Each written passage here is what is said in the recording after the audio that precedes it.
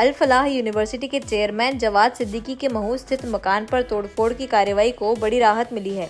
Madhya Pradesh high court ने शुक्रवार को कैंट बोर्ड के नोटिस पर 15 दिन का स्टे जारी कर दिया। यह आदेश मकान में रह रहे अब्दुल माजिद की याचिका पर दिया गया, जिसमें नोटिस को अस्पष्ट और पुरानी कार्रवाई पर आधारित बताया गया था। याचिका में सुप्रीम कोर्ट की गाइडलाइन का पालन न होने की बात भी उठाई गई। कोर्ट ने अगले 15 दिनों तक किसी भी तरह की कार्रवाई रोकने के निर्देश दिए हैं। आगे की सुनवाई इसी अवधि के बाद होगी। देखिए, पिटीशन लगी थी माजिद की तरफ से। माजिद खान के पक्ष में जो प्रॉपर्टी आई थी महू में, जिसको कि तोड़ने का नोटिस आया था, वो जावद से हिबा होकर के आई थी। जावद के पक्ष में इसलिए आई थी कि अब्दुल हम्माद जो थे, अब्दुल हम्माद की डेथ के बाद उनकी फैमिली मेम्बर्स ने एक हत्याग लेख करा था जावद के पक्ष में, और जावद ने हिबा करा है प्रेजेंट पिटिशनर के पक्ष में।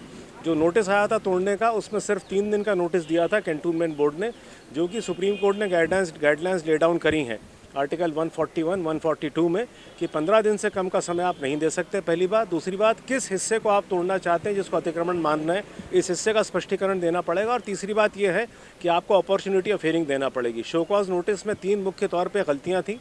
पहला ये था कि 1996-97 में शो कॉज नोटिस कहता था कि हमने एक शो कॉज नोटिस और दिए थे 2। दूसरा ये कहता था कि किस हिस्से को तोड़ना, इसकी कोई जानकारी नहीं थी। और तीसरा ये था कि 19 तारीख को नोटिस देकर के कहा गया कि आप अतिक्रमण को 3 दिन में हटा लें अथवा जेसीबी से तोड़ा जाएगा।